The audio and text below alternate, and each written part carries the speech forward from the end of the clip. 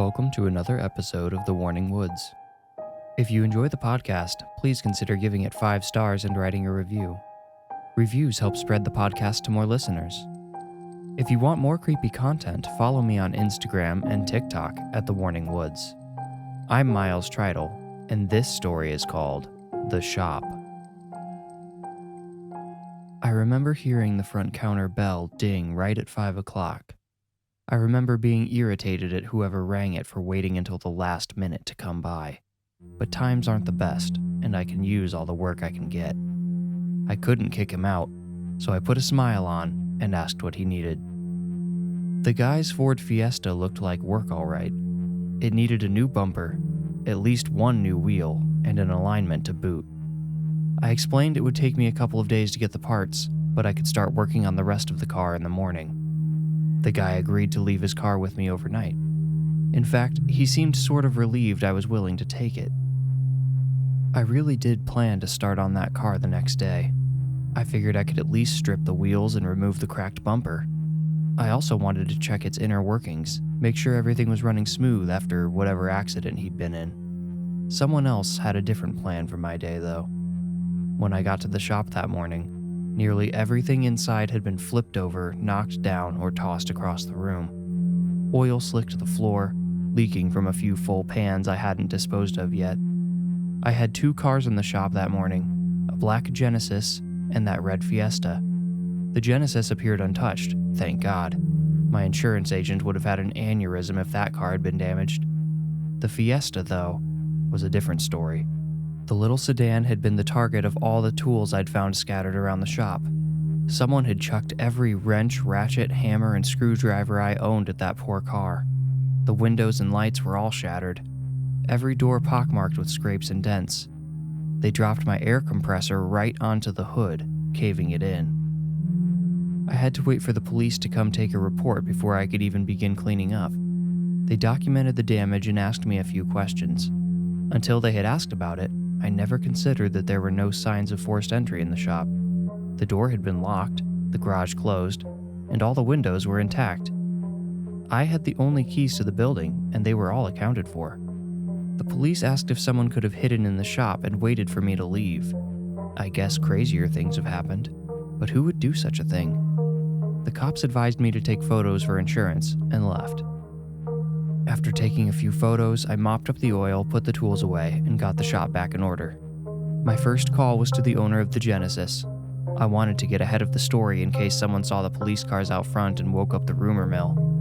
The owner hadn't heard anything yet, but was relieved to hear her car was undamaged. She told me not to worry about any delays caused by the incident. I didn't think the Fiesta's owner would be quite so understanding, but I didn't get a chance to find out. I realized that, in my hurry to close the shop, I had neglected to get a phone number from him.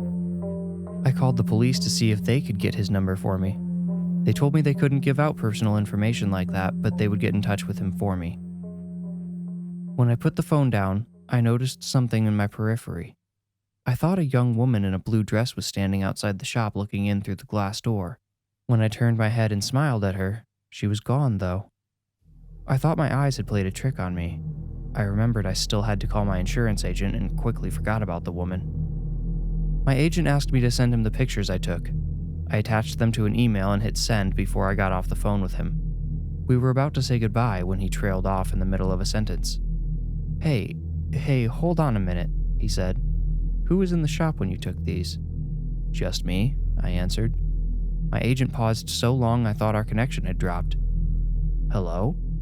He cleared his throat and said, Sorry, I'm still here. It's just, have you looked at these? No need, I saw the place with my bare eyes, I replied. Uh-huh, take a look at those pictures again. I opened my photo gallery while my agent waited on the line. I wondered if this could be some kind of subliminal mind game, trying to trick me into remembering a lost detail or recall a seemingly unimportant memory. But when I flipped to the second picture, I saw what had really prompted his weird request. The sun hadn't yet risen when I took the pictures, so the windows all vividly reflected the well-lit shop. In the second picture, the back of a woman's head could clearly be seen in the reflection.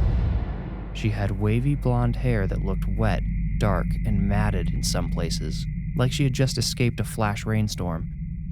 There had been no rain that morning, though. "You see her?" my agent asked. "I do, yeah, in the reflection." "Any idea who she is?"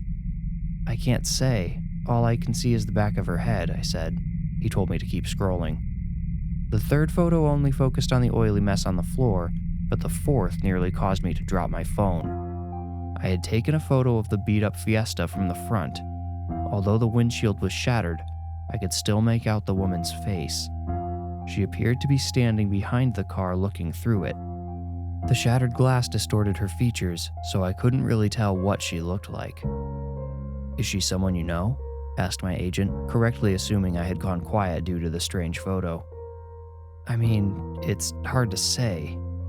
I can't think of anyone with hair like hers, but I can't honestly say for sure." "Well, can you retake some of these photos for me? I'll hold on to these in case we need them later, but I already cleaned up," I said, interrupting him. "Oh. Well, alright then. Why don't you just call me back if you think of who this might be, and I'll figure out what to do on my end." We concluded the call, and I was left wondering what exactly he would be figuring out on his end. If those photos contained the culprit, they should be submitted, right? To the police, or at least to whatever file he kept on my claim. I looked out at the shop. With everything back in order, the Fiesta's appearance was the only reminder of the incident. But the shop floor had an eerie feel to it. I told myself the feeling lingered from the unsettling experience of the break-in, but I'm not sure I was being honest with myself. Those pictures were disturbing. I'm sure I'd been alone in the shop when I took them. I had walked all over, photographing every angle. I hadn't heard a sound or seen anything to make me think someone else had been there. To ease my mind, I tried working on the Fiesta. All the damage done had been topical, cosmetic stuff. Expensive if the owner wanted it repaired, but he wouldn't have to fix it all for the car to run. I got the little car on a lift and raised it so I could take the damaged wheels off. Once beneath the car, I thought it had been leaking oil. A thick substance coated much of the lower chassis. Since I didn't want it dripping on me, I grabbed a pan and unscrewed the oil plug. While the car bled into the oil pan, I started taking apart the wheel assembly. I had one of the brake pads off when I noticed the color of the oil on my gloves. In the darkness below the car, it just looked like dirty black motor oil. But when my hand glanced at the white fluorescent lights, I noticed a maroon hue in the liquid. I thought it might be some additive the owner put in. People are doing all sorts of strange and stupid things to their cars these days. They read something online and accept it as the gospel truth. When the oil finished draining, I reached into the engine to find the oil filter. My hand located it quickly, and with a few quick, easy turns, it came off. I snaked my arm back out and immediately dropped the oil filter on the floor with a choked cry. See, most of the rest of the parts under the car were black, and those that were lighter shades of gray were dirty. The oil filter was white, or at least it had been when it was new. Now it lay on my shop floor, flecked and smeared with what appeared to be blood. While my heart raced, I examined more of the undercarriage. I searched for anything that might confirm my worst fears after seeing the bloody filter. I hoped I wouldn't find anything, that the whole thing would turn out to be some big misunderstanding I could have a laugh about later.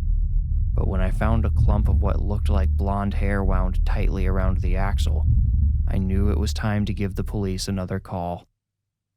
I stepped out from beneath the car, intending to lower the lift. I had my finger on the switch when I noticed a pair of pale legs standing right behind the car. They looked like a woman's, and the feet had been cast in pointed high heels. "Hello?" I called out, but I was alone. I paced all the way around the Fiesta to be sure. Goosebumps raised on my forearms as the eerie feeling returned. An idea came to me. An idea that both excited and terrified me. I produced my phone and made sure to turn the camera flash on. I positioned myself so the rear end of the Fiesta was directly between me and a window, pointed the camera, and snapped a photo. I suddenly missed the days of Polaroids. The inconvenience of having to wait to view your photos would have been a welcome comfort in that moment. Instead, now in the instantly gratifying digital age, all that kept me from looking at that photo was lack of will. Little did I know how right I was to be afraid. took one look at that photo and ran behind the counter. I don't know why I did that. Maybe just to get something between me and whatever else was in the shop. In false safety behind the counter, I took a closer look at the picture. The flash had worked as I intended. It produced a clear reflection on the window across from me. The white light had perfectly outlined a feminine form standing behind the car. Her body, cloaked in a blue dress, faced forward, toward the trunk of the car. I couldn't see her face in the reflection because her head was turned at a sharp 90-degree angle. She was staring directly at me. I stepped outside and dialed 911. The police hurried over. The Fiesta was registered in a neighboring county. It seems the owner drove well out of his way to bring the car to me. A deputy from that county went to his home, but couldn't find him. His employer said he hadn't shown up for work that day. The cops are still trying to locate him. They had the Fiesta towed away so it could be properly stored as evidence. Since it's been gone, life around the shop has mostly returned to normal. I still jump whenever I catch movement out of the corner of my eye. My heart rate rises whenever someone appears at my glass door. I've tried taking photos all around the shop and the woman doesn't show up in any of them. I suppose that means she's gone. I just can't quite shake the feeling of another presence whenever I'm working alone. Hopefully, the feeling will fade in time.